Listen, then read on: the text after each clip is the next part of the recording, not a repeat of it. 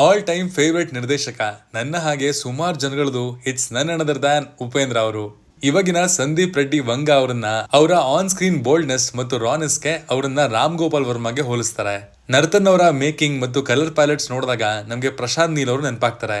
ಅದೇ ಲಾಜಿಕಲ್ ನೋಡಿದ್ರೆ ಡೈರೆಕ್ಷನ್ ವಿಚಾರದಲ್ಲಿ ಉಪೇಂದ್ರ ಅವರನ್ನ ಅವರ ಹಿಂದಿನ ಪೀಳಿಗೆಯ ನಿರ್ದೇಶಕರ ಜೊತೆ ಆಗ್ಲಿ ಅಥವಾ ಇವತ್ತಿನ ಜನರೇಷನ್ ನ ನಿರ್ದೇಶಕರ ಜೊತೆನೆ ಆಗ್ಲಿ ಕಂಪೇರ್ ಮಾಡದಿರ್ಲಿ ಅದನ್ನ ಊಹೆ ಮಾಡ್ಕೊಳ್ಳೋದಕ್ಕೂ ಕೂಡ ಆಗೋದಿಲ್ಲ. ಅದು ಉಪ್ಪಿ ಅವರ ನಿರ್ದೇಶನದ ತಾಕತ್ತು. ಇತ್ತೀಚೆಗೆ ತೆಲುಗು ನಿರ್ದೇಶಕ ಸುಕುಮಾರ್ ಅವರು ಉಪ್ಪಿ ಅವರ ಬಗ್ಗೆ ಅವರ ನಿರ್ದೇಶನದ ಬಗ್ಗೆ ಮಾತಾಡಿದ್ದು ಸಿಕ್ಕಾಪಟ್ಟೆ ವೈರಲ್ ಆಗಿತ್ತು. ಅದೇನಂದ್ರೆ ಓಂ, ಎ, ಉಪೇಂದ್ರ ಈ 3 ಸಿನಿಮಾಗಳನ್ನ ಯಾರಾದ್ರೂ ನಿರ್ದೇಶನ ಮಾಡಿದ್ರೆ ಆ ನಿರ್ದೇಶಕ ರಿಟೈರ್ ಆಗ್ಬೋದು. ನಾನಾಗಿದ್ರೆ ಆ 3 ಸಿನಿಮಾಗಳನ್ನ ಡೈರೆಕ್ಟ್ ಮಾಡಿ ರಿಟೈರ್ ಆಗ್ಬಿಡ್ತಿದೆ. ಆತರ ಕಲ್ಟ್ ಮೂವಿಗಳವು. ಅದರಿಂದ ತುಂಬಾ ಜನ ಇನ್ಸ್ಪೈರ್ ಆಗಿದ್ದಾರೆ. ಅಂಡ್ ಇವಾಗ ನನ್ನ ಸ್ಕ್ರೀನ್ ಪ್ಲೇ ಈ ತರ ಇದೆ ಅಂದ್ರೆ ಅದಕ್ಕೆ ಡೆಫಿನೆಟ್ಲಿ ಕಾರಣ ಓಂ, ಎ ಮತ್ತು ಉಪೇಂದ್ರ. ಯಾವಾಗ ಆಡಿಯನ್ಸ್ ನ ಸರ್ಪ್ರೈಸ್ ಮಾಡಬೇಕು ಅನ್ನುವಂತಹ ವಿಷಯನ ನಿಮ್ಮಿಂದ ಕಲ್ತಿದೀನಿ ಅಂತ ಸ್ಟೇಜ್ ಮೇಲೆನೆ ಉಪ್ಪಿ ಅವ್ರಿಗೆ ಸುಕುಮಾರ್ ಅವರು ಹೇಳ್ತಾರೆ. ಪ್ರಶಾಂತ್ ನೀಲ್ ಅವರು ಕೂಡ ಅವರ ಫೇವರೇಟ್ ನಿರ್ದೇಶಕ ಉಪ್ಪಿ ಅವರು ಅಂತ ಈ ಮುಂಚೆ ಹೇಳಿರೋದು ನಿಮ್ಗೆ ಗೊತ್ತೇ ಇದೆ. ತರ್ಲೆ ನನ್ ಮಗ, ಉಶ್, ಓಂ ಈ 3 ಬೇರೆ ಬೇರೆ ಜಾನರ್ನ ಸಿನಿಮಾಗಳನ್ನ ಉಪೇಂದ್ರ ಬಿಟ್ಟು ಜಗತ್ತಿನ ಯಾವ ನಿರ್ದೇಶಕನೂ ಮಾಡಕ್ಕಾಗಲ್ಲ ಅನ್ನುವಂತಹ ಸ್ಟೇಟ್ಮೆಂಟ್ ಅನ್ನ ಕೊಟ್ಟಿದ್ರು. 1700 ಕೋಟಿ ಬಾಕ್ಸ್ ಆಫೀಸ್ ಕಲೆಕ್ಷನ್ ಮಾಡಿದ ಪುಷ್ಪ 2 ನ ನಿರ್ದೇಶಕ ಸುಕುಮಾರ್ KGF ಸೀರೀಸ್ ಮೂಲಕ ಕನ್ನಡ ಸಿನಿಮಾಗಳ ಬಾಕ್ಸ್ ಆಫೀಸ್ ತಾಕತ್ತನ್ನ ವಿಶ್ವದೆಲ್ಲೆಡೆ ಪರಿಚಯ ಮಾಡಿಸಿದ ಪ್ರಶಾಂತ್ ನೀಲ್ ಈ ಮಾತನ್ನ ಹೇಳ್ತಾನೆ ಅಂದ್ರೆ ಉಪ್ಪಿ ಅವರ ಫಿಲ್ಮ್ ಮೇಕಿಂಗ್ ಟೆಕ್ನಿಕ್ಸ್ ಎಷ್ಟು ಜನನ ಇನ್ಸ್ಪೈರ್ ಮಾಡಿರುತ್ತಲ್ವಾ. ನನಗೆ ಕೇರೇ ಇಲ್ಲ, ಇದು ನನ್ನ ಸಿನಿಮಾ, ನಾನು ಇದನ್ನ ನನ್ನ ರೀತಿಯಲ್ಲೇ ಮಾಡ್ತೀನಿ. ಸಂದೀಪ್ ರೆಡ್ಡಿ ವಂಗ ಅವರ ಈ ಆಟಿಟ್ಯೂಡ್ ಇಂದಾನೆ ಅವರ ಸಿನಿಮಾಗಳು ಬೇರೆಯವುಗಳಿಗಿಂತ ಹೆಚ್ಚು ಗಮನ ಸೆಳೀತು. ನಮ್ಗೆ ಏನೋ ಹೊಸದು ಯುನೀಕ್ ಆಗಿ ನೋಡಿದ ಎಕ್ಸ್ಪೀರಿಯನ್ಸ್ ಆಗುತ್ತೆ.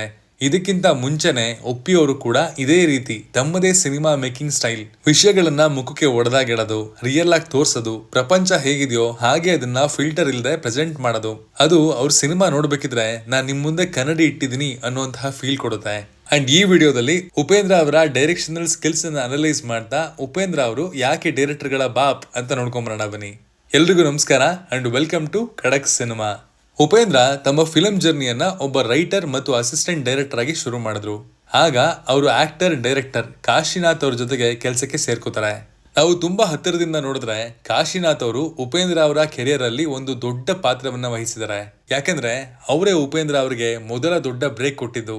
ಕಾಶಿನಾಥ್ ಅವರು ಯಾವಾಗ ಸಿನಿಮಾ ಡೈರೆಕ್ಟ್ ಮಾಡಿದ್ರು ಉಪೇಂದ್ರ ಅವರು ಬರೀ ಬರವಣಿಗೆಯಲ್ಲಿ ಮಾತ್ರವಲ್ಲದೆ ಅವ್ರಿಗೆ ಅಸಿಸ್ಟ್ ಮಾಡ್ತಾ ಇದ್ರು. ಇನ್ಫ್ಯಾಕ್ಟ್ ಉಪ್ಪಿ ಅವರ ಮೊದಲ ಬಿಗ್ ಸ್ಕ್ರೀನ್ ಅಪಿಯರೆನ್ಸ್ ಆಗಿದ್ದು 1989ರ ಅನಂತನ ಅವತಾರ ಸಿನಿಮಾದಲ್ಲಿ.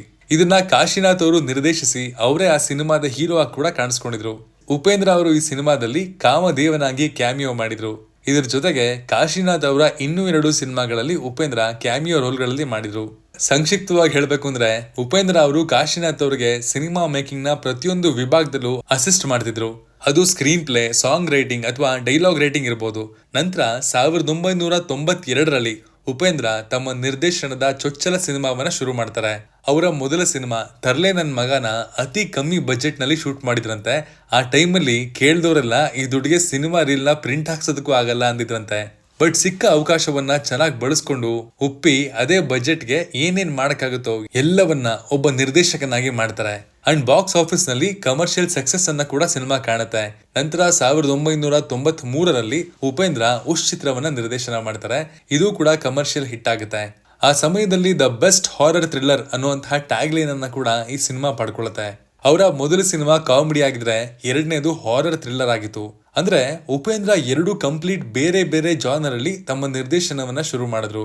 ಇದರೊಂದಿಗೆ ಉಪೇಂದ್ರ ಇಂಡಸ್ಟ್ರಿಯಲ್ಲಿ ಒಬ್ಬ ಸ್ವತಂತ್ರ ನಿರ್ದೇಶಕರಾಗಿ ಗುರುತಿಸಿಕೊಂಡ್ರು. ಅದಾದ ನಂತರ ಅವರ ಮುಂದಿನ ನಿರ್ದೇಶನದ ಸಿನಿಮಾ 1995ರಲ್ಲಿ ಬರುತ್ತೆ, ಅದೇ ಓಂ. ಅವರ ಹಿಂದಿನ 2 ಸಿನಿಮಾಗಳಂತೆ ಇದು ಕೂಡ ಬಾಕ್ಸ್ ಆಫೀಸ್ ನಲ್ಲಿ ಕಮರ್ಷಿಯಲ್ ಹಿಟ್ ಆಯ್ತು. ಅಷ್ಟೇ ಅಲ್ಲ, ಇದು ಕಲ್ಟ್ ಕ್ಲಾಸಿಕ್ ಸ್ಟೇಟಸ್ ಅನ್ನ ಕೂಡ ಪಡ್ಕೊಳ್ತು. ಈ ಸಿನಿಮಾ ಒಂದು ಕ್ರೈಮ್ ಥ್ರಿಲ್ಲರ್ ಜಾನರ್ಗೆ ಸೇರುತ್ತೆ. ಈ ಸಿನಿಮಾ ನಿಜವಾಗ್ಲೂ ಉಪೇಂದ್ರ ಅವರ ಕ್ರಿಯೇಟಿವಿಟಿ ಏನು ಅಂತ ಸಿನಿ ಪ್ರೇಮಿಗಳಿಗೆ ತೋರಿಸುತ್ತೆ. ಅಂದ್ರೆ ತಮ್ಮ ವೃತ್ತಿ ಜೀವನದ ಆರಂಭದಲ್ಲೇ ಅವರು 3 ಸಿನಿಮಾಗಳನ್ನ ನಿರ್ದೇಶನ ಮಾಡಿದ್ರು. ಎಲ್ಲವೂ ಕಂಪ್ಲೀಟ್ಲಿ ಬೇರೆ ಬೇರೆ ಜಾನರ್. ಸಾಮಾನ್ಯವಾಗಿ ಇಂಡಸ್ಟ್ರಿಲಿ ಯಾವ ಡೈರೆಕ್ಟರ್ಗಳು ಆರಂಭದಲ್ಲಿ ಇಂಥ ರಿಸ್ಕ್ ಅನ್ನ ತಗೊಳ್ಳೋದಿಲ್ಲ. ಯಾಕಂದ್ರೆ ಹೆಚ್ಚಿನ ಡೈರೆಕ್ಟರ್ಗಳು ಸೇಫ್ ಆಗಿ ಆಡೋದಕ್ಕೆ ಮತ್ತೆ ಈಗಾಗಲೇ ಕೆಲಸ ಮಾಡಿರೋದನ್ನೇ ಒಂದು ಕಂಫರ್ಟ್ ಝೋನ್ ರೀತಿ ಮತ್ತೆ ಅದೇ ಜಾನರ್ ಅಲ್ಲಿ ಮಾಡೋದಕ್ಕೆ ಟ್ರೈ ಮಾಡ್ತಾರೆ. ಇದರ ಮಧ್ಯ ಆಪರೇಷನ್ ಅಂತ ಮತ್ತು ಸ್ವಸ್ತಿಕ್ ಸಿನಿಮಾಗಳು ಎಕ್ಸ್ಪೆರಿಮೆಂಟಲಿ ಚೆನ್ನಾಗಿದ್ರು ಬಾಕ್ಸ್ ಆಫೀಸ್ ಫೇಲ್ಯೂರ್ ಆಗುತ್ತೆ. ಅದನ್ನ ಈಗ ಜನ ಚೆನ್ನಾಗಿದೆ ಅಂತ ಅಂದ್ರೂ ಕೂಡ ಆ ಟೈಮಲ್ಲಿ ರಿಜೆಕ್ಷನ್ಗೆ ಒಳಗಾಗಿತ್ತು.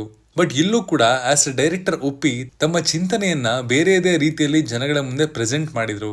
ಉಪೇಂದ್ರ ಅವರು ಸೋಲು ಗೆಲುವಿನ ಮೇಲೆ ತುಂಬಾನೇ ಗಮನ ಹರಿಸಿ ತಮ್ಮನ್ನ ತಾವು ಇಂಡಸ್ಟ್ರಿಯಲ್ಲಿ ಎದ್ದು ಕಾಣುವ ಒಬ್ಬ ಪ್ರಭಾವಶಾಲಿ ವ್ಯಕ್ತಿಯಾಗಿ ಮಾಡ್ಕೊಂಡ್ರು. ಅವರು ಯಾವತ್ತೂ ರಿಸ್ಕ್ ತಗೊಳ್ಳೋದಕ್ಕೆ ಹೆದರ್ಲಿಲ್ಲ ಮತ್ತು ಯಾವಾಗ್ಲೂ ಏನಾದ್ರೂ ವಿಭಿನ್ನವಾಗಿ ಮಾಡೋದಕ್ಕೆ ಪ್ರಯತ್ನ ಮಾಡ್ತಾ ಇದ್ರು ಅಂತ ಪ್ರೇಕ್ಷಕರಿಗೂ ಅವ್ರ ಮೇಲೆ ಒಂದು ದೊಡ್ಡ ಕಾನ್ಫಿಡೆನ್ಸ್ ಉಟ್ಕೊಳುತ್ತೆ. ನಂತರ ಅವರು ಎಕ್ಸ್ಪೆರಿಮೆಂಟಲ್ ಝೋನ್ಗೆ ಇಳಿತಾರೆ. ಹಾಗಾಗಿ ಉಪೇಂದ್ರ ಅವರು ಓಂ ಸಿನಿಮಾದ ತೆಲುಗು ರೀಮೇಕ್ ಓಂಕಾರ್ ಅನ್ನ 1997ರಲ್ಲಿ ರಿಲೀಸ್ ಮಾಡಿದ್ರು. ಓಂನ ಕತೆ ಕನ್ನಡ ಇಂಡಸ್ಟ್ರಿಯಲ್ಲಿ ದೊಡ್ಡ ಪರಿಣಾಮ ಬೀರಿದ್ರೆ ತೆಲುಗು ಇಂಡಸ್ಟ್ರಿಯಲ್ಲಿ ಅದೇ ಪರಿಣಾಮ ಬೀರೋದಕ್ಕೆ ಸಿನಿಮಾ ಯಶಸ್ವಿ ಆಗ್ಲಿಲ್ಲ. ಅಲ್ಲಿ ಒಂದು ಆವರೇಜ್ ಪ್ರದರ್ಶನವನ್ನ ಕಾಣುತ್ತೆ. ಆದ್ರೆ 1998ರಲ್ಲಿ ಉಪೇಂದ್ರ ಅವರಿಗೆ ವೃತ್ತಿ ಜೀವನದ ಅತಿ ದೊಡ್ಡ ತಿರುವು ಸಿಗುತ್ತೆ. ಯಾಕಂದ್ರೆ ಅಲ್ಲಿವರೆಗೂ ಜನಗಳು ಅವರನ್ನ ತೆರೆ ಹಿಂದೆ ನೋಡ್ತಾ ಇದ್ರು. ಒಂದು ಸೈಕಾಲಜಿಕಲ್ ಥ್ರಿಲ್ಲರ್ ನಲ್ಲಿ ನಟ ನಿರ್ದೇಶಕನಾಗಿ ಉಪ್ಪಿ ಬಿಗ್ ಸ್ಕ್ರೀನ್ ಮೇಲೆ ಮೋಡಿ ಮಾಡ್ತಾರೆ. ಎಸ್, ಆ ಸಿನಿಮಾನೇ ಎ. ಈ ಸಿನಿಮಾ 1998ರ ಫೆಬ್ರವರಿ 12ರಂದು ರಿಲೀಸ್ ಆಯಿತು. ಈ ಸಿನಿಮಾದ ಸ್ಕ್ರೀನ್ ಪ್ಲೇ ತುಂಬಾ ವಿಶಿಷ್ಟವಾಗಿತ್ತು. ಯಾಕಂದ್ರೆ ಸಿನಿಮಾ ಶುರುವಾದ ಕೇವಲ 15 ನಿಮಿಷದಲ್ಲಿ ದಿ ಎಂಡ್ ಅನ್ನುವಂತಹ ಟೈಟಲ್ ಕಾರ್ಡ್ ಕಾಣುತ್ತೆ. ಇದು ಆ ಟೈಮಲ್ಲಿ ಜನಗಳನ್ನ ಸೈಕ್ ಮಾಡ್ಬಿಟ್ಟಿತ್ತಂತೆ. ಯಾಕಂದ್ರೆ ಪ್ರೇಕ್ಷಕರು ಅದಕ್ಕಿಂತ ಮುಂಚೆ ಇಂಥದನ್ನ ಯಾವತ್ತೂ ಎಕ್ಸ್ಪೀರಿಯನ್ಸ್ ಮಾಡಿರ್ಲಿಲ್ಲ. ಸ್ಕ್ರೀನ್ ಪ್ಲೇ ಕೂಡ ಸ್ಟೀರಿಯೋಟೈಪ್ ಸಿನಿಮಾಗಳಿಗಿಂತ ತುಂಬಾ ವಿಭಿನ್ನವಾಗಿತ್ತು. ಟ್ವಿಸ್ಟ್ ಅಂಡ್ ಟರ್ನ್ಸ್ ಗಳ ಮೂಲಕ ಒಂದು ಬೇರೆ ಸ್ಟೋರಿ ಟೆಲ್ಲಿಂಗ್ ಪ್ಯಾಟರ್ನ್ ಅನ್ನೇ ಉಪ್ಪಿ ಅವರು ಇಲ್ಲಿ ಬಳಸ್ಕೊಂಡಿದ್ರು. ಈ ಸಿನಿಮಾದ ಫ್ಲಾಶ್ ಬ್ಯಾಕ್ ಗಳು, ರಿವರ್ಸ್ ಸ್ಕ್ರೀನ್ ಪ್ಲೇ ಪ್ಯಾಟರ್ನ್ ಮತ್ತು ಇದರ ಪ್ರೆಸೆಂಟೇಷನ್ ನಿಜವಾಗ್ಲೂ ತುಂಬಾ ಬೋಲ್ಡ್ ಅಂಡ್ ಡೇರಿಂಗ್ ಆಗಿತ್ತು. ಈಗ ಸಂದೀಪ್ ರೆಡ್ಡಿ ವಂಗ ಅವರ ಸಿನಿಮಾಗಳನ್ನ ನೋಡಿ ಹಾರ್ಶ್ ಅಂತ ಅನ್ನುವಂತಹ ಕ್ಯಾಟಗರಿ ಆಡಿಯನ್ಸು ಆಗ ಉಪ್ಪಿ ಅವರ ಸಿನಿಮಾ ನೋಡಿದ್ರೆ ಮುಗೀತು ಕತೆ ಅನ್ಕೊಳ್ಳಿ. ಅಂಡ್ ಆ ಟೈಮಲ್ಲಿ ಇದನ್ನ ಇಷ್ಟಪಡುವಂತಹ ಆಡಿಯನ್ಸು ಜಾಸ್ತಿ ಇದ್ರು. ಆದ್ರೆ ಒಂದು ವರ್ಗದ ಜನ ಉಪೇಂದ್ರ ಅವರ ಸಿನಿಮಾನ ಫ್ಯಾಮಿಲಿ ನೋಡಕ್ಕಾಗತ್ತಾ ಅಂತ ಮೂಗನ್ನ ಮುರಿತಿದಂತೆ.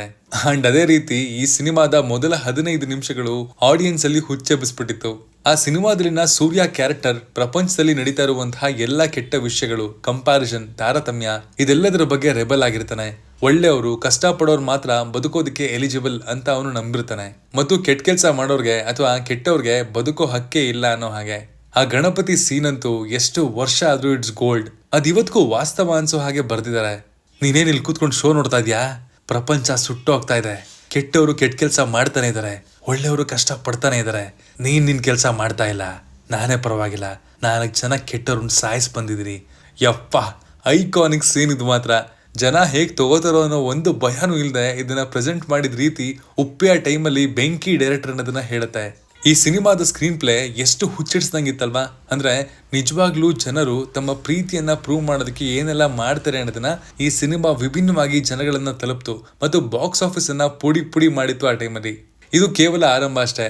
ಯಾಕಂದ್ರೆ ಉಪೇಂದ್ರ ಅವರ ಮುಂದಿನ ನಿರ್ದೇಶನದ ಸಿನಿಮಾ 1999ರಲ್ಲಿ ರಿಲೀಸ್ ಆಯಿತು ಮತ್ತು ಅದಕ್ಕೆ ಉಪೇಂದ್ರ ಅಂತ ತಮ್ಮ ಹೆಸರನ್ನ ಇಟ್ಟಿದ್ರು. ಈ ಸಿನಿಮಾದ ದೃಶ್ಯಗಳು ಇನ್ನೂ ಹೆಚ್ಚು ಇಂಪ್ಯಾಕ್ಟ್ಫುಲ್ ಆಗಿತ್ತು. ಸಿನಿಮಾದ ಸ್ಟಾರ್ಟಿಂಗ್ ಅಲ್ಲಿ ಹೀರೋನ ಲವ್ ಮಾಡುವಂತಹ ರತಿ ಅವನನ್ನ ಹುಡ್ಕೋದಕ್ಕೆ ರೆಡ್ ಲೈಟ್ ಏರಿಯಾ ಸೇರಿದಂತೆ ಆ ಏರಿಯಾದ ಎಲ್ಲ ಕೆಟ್ಟ ಜಾಗಗಳಿಗೂ ಹೋಗ್ತಾಳೆ. ಅಂದ್ರೆ ಹೀರೋ ಈ ಎಲ್ಲಾ ಕೆಲಸಗಳನ್ನ ಮಾಡ್ತಾನೆ ಅಂತ ತೋರಿಸುತ್ತೆ. ಆದ್ರೂ ರತಿ ಅವನನ್ನ ಪ್ರೀತಿಸ್ತಾಳೆ. ಅವಳ ಪ್ರೀತಿಯ ಹಿಂದಿನ ಕಾರಣ ಏನಂದ್ರೆ ಹೀರೋ ಪ್ರಪಂಚದ ಎಲ್ಲಾ ಕೆಟ್ಟ ಮತ್ತು ಕೊಳಕು ಕೆಲಸಗಳನ್ನ ಮಾಡ್ತಾನೆ, ಆದ್ರೆ ಅವನು ಸತ್ಯನ ಹೇಳ್ತಾನೆ ಮತ್ತು ತನ್ನ ತಪ್ಪುಗಳನ್ನ ಒಪ್ಕೋತಾನೆ ಅಂತ. ಹೌದು, ನಾನ್ ಲೋಫರ್ ನನ್ ಮಗ, ಕಚಡ ನನ್ ಮಗ, ಪಾಪಿ ನನ್ ಮಗ, ತೊಟ್ಟಿ ನನ್ ಮಗ ಅಂತ ಹೇಳೋ ಡೈಲಾಗು ಫಸ್ಟ್ ಟೈಮ್ ಕೇಳಿರುವಂತಹ ಆಡಿಯನ್ಸ್ ಮನಸ್ಥಿತಿ ಹೆಂಗಿರುತ್ತೆ ಯೋಚನೆ ಮಾಡಿ. ಅಲ್ಲಿ ತನಕ ಹೀರೋ ಅಂದ್ರೆ ಕೈ ಮುಗಿಬೇಕು, ಅವನ್ ಎಲ್ಲಾ ಹೆಣ್ಣು ಮಕ್ಕಳ ಅಣ್ಣ, ಮನೆಗೆ ಆದರ್ಶವಾದ ಮಗ ಅಂತ ಇದ್ದಿದ್ದ ಸ್ಟೀರಿಯೋಟೈಪ್ ಗಳನ್ನೆಲ್ಲ ಉಪ್ಪಿ 1-2 ಸೀನ್ಗಳಲ್ಲಿ ರಪ ರಪ ಅಂತ ಮಣ್ಣಾಕ್ ಮುಚ್ಚಿಬಿಟ್ಟಿದ್ರು. ಇದನ್ನ ಡೈಜೆಸ್ಟ್ ಮಾಡ್ಕೊಳ್ಳೋದಕ್ಕೆ ಈ ಸಿನಿಮಾಗೆ ರಿಪೀಟ್ ಆಡಿಯನ್ಸ್ ಈ ಸಿನಿಮಾವನ್ನ ನೋಡಿ ದಾಖಲೆ ಮಾಡಿದ್ರಂತೆ ಆ ಟೈಮಲ್ಲಿ. ಈ ಸಿನಿಮಾದ ಮೂಲಕ ಬೇರೆ ಬೇರೆ ರೀತಿಯೆಲ್ಲ ಹುಳ ಬಿಟ್ಟಿದ್ರು ಉಪ್ಪಿ. ಟೈಟಲ್ ಉಪೇಂದ್ರ ಅಲ್ಲಿ ಯು ಅಂದ್ರೆ ಉಪೇಂದ್ರ, ಪೇ ಅಂದ್ರೆ ಪ್ರೇಮ, ದಾ ಅಂದ್ರೆ ದಾಮಿನಿ ಮತ್ತೆ ರಾ ಅಂದ್ರೆ ರವೀನಾ ಟೆಂಡನ್, ಹೀಗೆಲ್ಲ. ಇದ್ರ ಜೊತೆಗೆ ಸಿನಿಮಾದ 3 ಮುಖ್ಯ ನಾಯಕಿಯರನ್ನ ಪ್ರಕೃತಿಲಿ ಇರುವಂತಹ 3 ಕಾಲಗಳ ಹಾಗೆ ಬೇಸಿಗೆಗಾಲ, ಚಳಿಗಾಲ ಮತ್ತೆ ಮಳೆಗಾಲವನ್ನ ಮೆಟಫರಿಕಲಿ ಚೆನ್ನಾಗಿ ಬಳಸ್ಕೊಂಡಿದ್ರು. ಇದಲ್ಲದೆ ಕೀರ್ತಿ ಹಣವನ್ನ ಪ್ರತಿನಿಧಿಸಿದ್ರೆ, ಸ್ವಾತಿ ಜವಾಬ್ದಾರಿಯನ್ನ ಪ್ರತಿನಿಧಿಸ್ತಾಳೆ ಮತ್ತು ರತಿ ಪ್ರೀತಿಯನ್ನ ಪ್ರತಿನಿಧಿಸ್ತಾಳೆ. ಪ್ರತಿಯೊಬ್ಬ ವ್ಯಕ್ತಿಯ ದಿನನಿತ್ಯದ ಜೀವನ ಈ 3 ವಿಷಯಗಳ ಬ್ಯಾಲೆನ್ಸ್ ಮೇಲೆ ಸುತ್ತುತ್ತೆ ಅನ್ನೋದನ್ನ ಕ್ರೇಜಿಯಾಗಿ ತೋರಿಸಿದ್ರು. ಇದನ್ನ ಈಗ ರೆಕಾರ್ಡ್ ಮಾಡ್ಬೇಕಾದ್ರೂ ನೆನೆಸ್ಕೊಂಡ್ರೆ ನನ್ನ ರೋಮಗಳೆಲ್ಲ ನಿಂತ್ಕೋತಾ ಇದೆ. ಅದು ಉಪ್ಪಿಯವರ ಸಿನಿಮಾಗಳಿಗಿರೋ ತಾಕತ್ತು. ಅಂಡ್ ಈ 3 ವಿಷಯಗಳನ್ನ ಪಡ್ಕೊಳ್ಳೋದಕ್ಕೆ ಪ್ರತಿಯೊಬ್ರು ಅವ್ರದೇ ಆದಂತಹ ರೂಟಲ್ಲಿ ಹೋಗ್ತಾರೆ. ಅದಕ್ಕೇನೆ ಸಿನಿಮಾದಲ್ಲಿ ಹೀರೋನ ನಾನು ಅಂತ ಕರೀತಾರೆ. ಉಪೇಂದ್ರ ಒಬ್ಬ ಬರಹಗಾರ, ನಿರ್ದೇಶಕರಾಗಿ ಎಷ್ಟು ಹುಚ್ಚು ಹಿಡಿಸಿದ್ರು ಮತ್ತು ಎಷ್ಟು ಕ್ರಿಯೇಟಿವ್ ಅಂತ ಹೇಳೋದಕ್ಕೆ ಎ ಮತ್ತು ಉಪೇಂದ್ರ ಅನ್ನೋ 2 ಮಾಸ್ಟರ್ ಪೀಸ್ಗಳು ಸಾಕು. ಬಟ್ ಉಪೇಂದ್ರ ಸಿನಿಮಾ ನಂತರ ಅವರು ಅನ್ಫಾರ್ಚುನೇಟ್ಲಿ 10 ವರ್ಷಗಳ ಕಾಲ ಯಾವುದೇ ಸಿನಿಮಾಗಳನ್ನ ನಿರ್ದೇಶನ ಮಾಡಲಿಲ್ಲ. ಅದಕ್ಕೆ ಸುಮಾರು ಊಹಾಪೋಹಗಳಿದ್ರು ಒಂದು ನಿಶ್ಚಿತವಾದ ಉತ್ತರ ಇವತ್ತು ಉಪ್ಪಿ ಅವ್ರ ಕಡೆಯಿಂದ ಸಿಕ್ಕಿಲ್ಲ. ಅವರು ಆ ಟೈಮಲ್ಲಿ ಹೆಚ್ಚು ನಟರಾಗಿ ಕೆಲಸ ಮಾಡ್ತಾರೆ. 10 ವರ್ಷಗಳ ನಂತರ 2010ರಲ್ಲಿ ಅವರ ಮುಂದಿನ ನಿರ್ದೇಶನದ ಸಿನಿಮಾ ಸೂಪರ್ ಬಂತು. ಇದು ಕೂಡ ಕಮರ್ಷಿಯಲಿ ಸಕ್ಸಸ್ ಆಗಿತ್ತು. ಅದಾದ ನಂತರ 2015ರಲ್ಲಿ ಅವರ ಮುಂದಿನ ನಿರ್ದೇಶನದ ಸಿನಿಮಾ ಉಪ್ಪಿ 2 ಬರುತ್ತೆ. ಇದು ಉಪೇಂದ್ರ ಸಿನಿಮಾದ ಸೀಕ್ವೆಲ್ ಆಗಿತ್ತು. ಇದು ಕೂಡ ಬಾಕ್ಸ್ ಆಫೀಸ್ ಅಲ್ಲಿ ಒಂದು ಡೀಸೆಂಟ್ ಸಕ್ಸಸ್ ಅನ್ನ ಕಾಣುತ್ತೆ.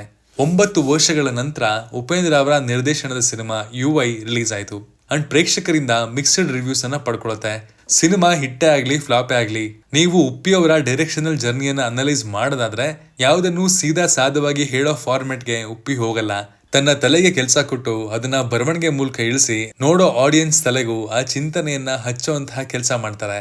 ತಾನು ಯಾಕೆ ಎಲ್ಲಾ ನಿರ್ದೇಶಕರಿಗಿಂತ ಡಿಫ್ರೆಂಟ್ ಅನ್ನೋದು ಇಡೀ ಸಿನಿಮಾ ನೋಡಿ ಹೇಳ್ಬೇಕಾಗಿಲ್ಲ, ಅವರು ಡಿಸೈನ್ ಮಾಡೋ ಸೀನ್ಗಳನ್ನ ನೋಡಿ ಹೇಳ್ಬಿಡ್ಬೋದು. ಕ್ರೇಜಿನೆಸ್ ವಿಷಯಕ್ಕೆ ಬಂದಾಗ ಉಪೇಂದ್ರ ಅವರು ಇಂದು ಮುಂದು ಎಂದೆಂದು Baap of all directors. Direction ವಿಷಯದಲ್ಲಿ ನಮ್ಮಲ್ಲಿ ಉಪೇಂದ್ರ ಅವರೇ ಬೆಸ್ಟ್ ಅನ್ನೋದನ್ನ ನೀವು ಒಪ್ತೀರಾ ಇಲ್ವಾ ಅಂತ ಕಮೆಂಟ್ ಮಾಡಿ ತಿಳಿಸಿ. Signing off, Manu.